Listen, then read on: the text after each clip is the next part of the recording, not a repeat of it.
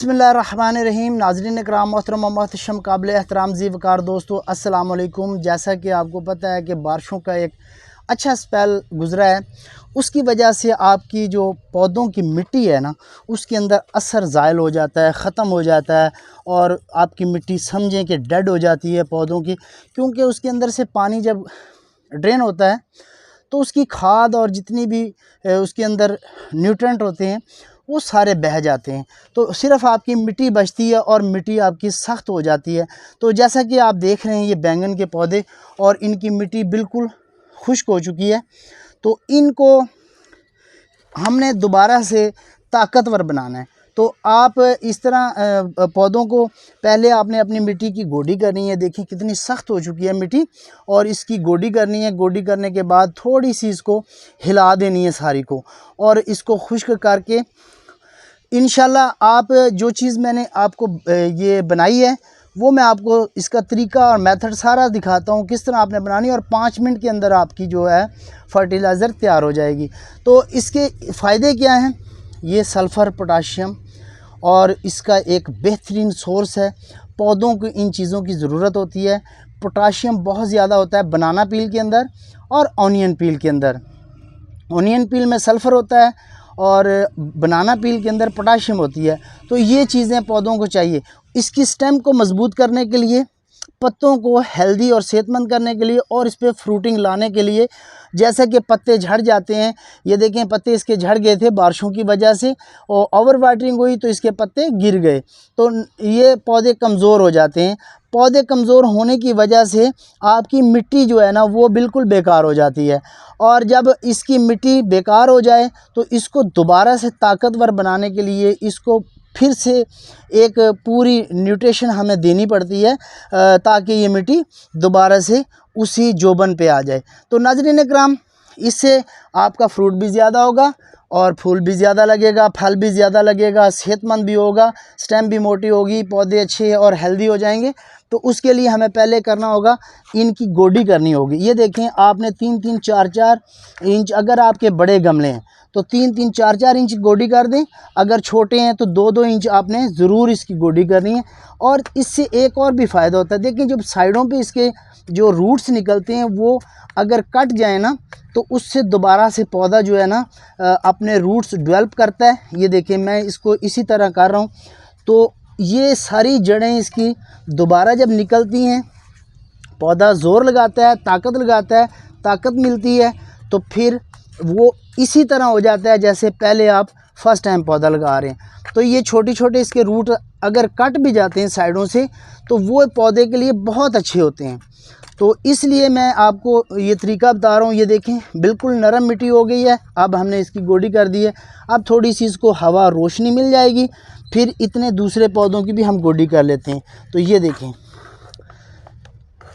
तो इंशाल्लाह से ये फिर अब देखें ये फ्रूट इसका ड्रॉप हो रहा है। ये एग प्लांट था तो ये इससे कमज़ोर होने की वजह से इसका ये ड्रॉप हो गया है।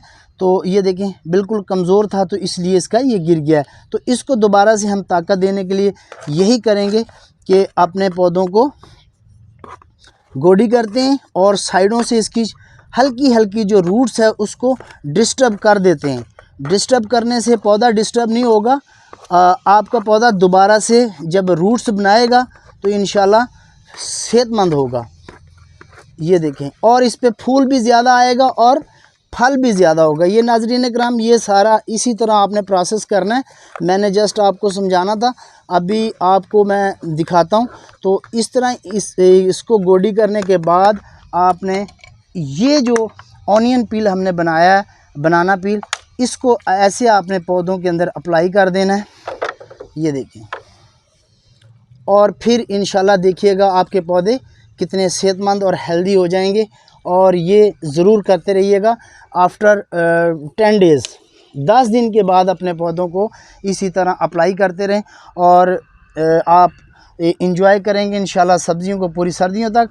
अगर वीडियो अच्छी लगे तो वीडियो को लाइक, शेयर और कमेंट्स करके अपने बेल आइकॉन को दबाकर अपनी मोहब्बतों का नाज़रीन इकराम, आज जो हम लिक्विड फर्टिलाइज़र जो बनाने जा रहे हैं वो मैं आपको बताता हूँ और बिल्कुल आसान तरीका। 5 मिनट में आपकी लिक्विड फर्टिलाइज़र जो है वो तैयार हो जाएगी और इसमें पोटाशियम, सल्फ़र, मैं कह रहा हूँ कि इतनी माइक्रो न्यूट्रिएंट से भरी हुई फर्टिलाइज़र है, बिल्कुल आसान है। घर के अंदर आप जो चीज़ें इस्तेमाल करते हैं वही है। जैसे कि आप बनाना पील है वो फेंक देते हैं, या फिर ऑनियन पील है उसको फेंक देते हैं, यही चीज़ें जो हैं। अब ऑनियन पील के अंदर सल्फ़र बहुत ज़्यादा होता है, जो पौधों की स्टेम को मोटा करता है, सेहतमंद करता है, फिर उसके लीफ को मजबूत करता है, पीले नहीं पड़ते।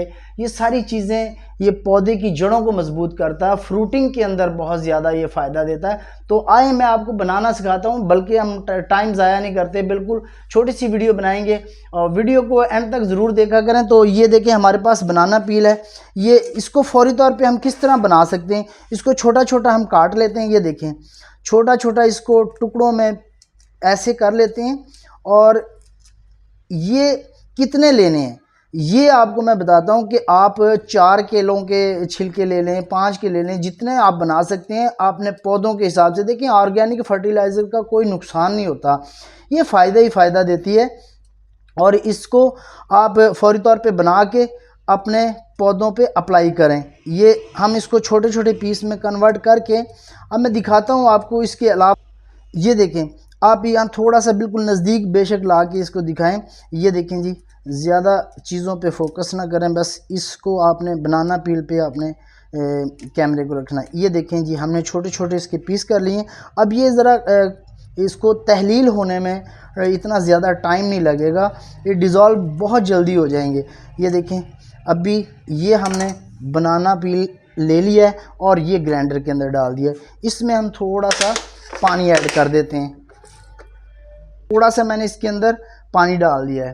तो ये पानी हमने इसमें डालने के बाद इसको हम बंद करते हैं और फौरी तौर पे इसको हम बनाना शुरू करते हैं। तो ये देखिए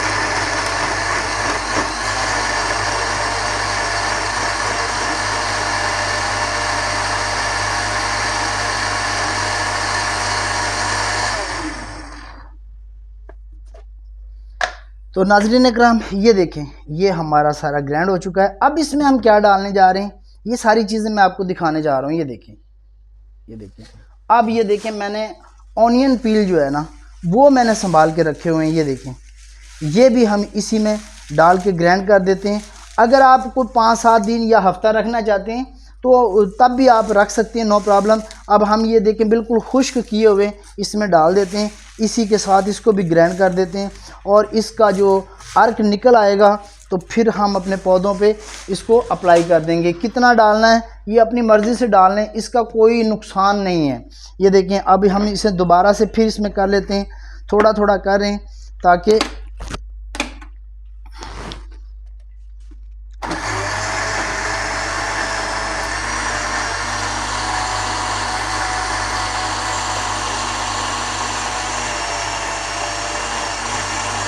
ये देखें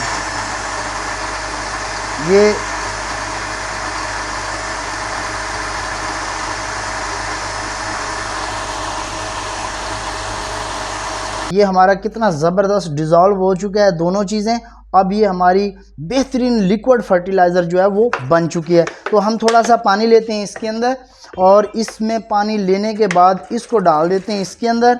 और ये देखें ये हमने सारा इसमें डाल दिया और इसका अभी आपको मैं दिखाता हूँ कि रंग चेंज हो गया। ये देखें कितना ज़बरदस्त हमारा लिक्विड फर्टिलाइज़र जो है वो तैयार हो चुका है।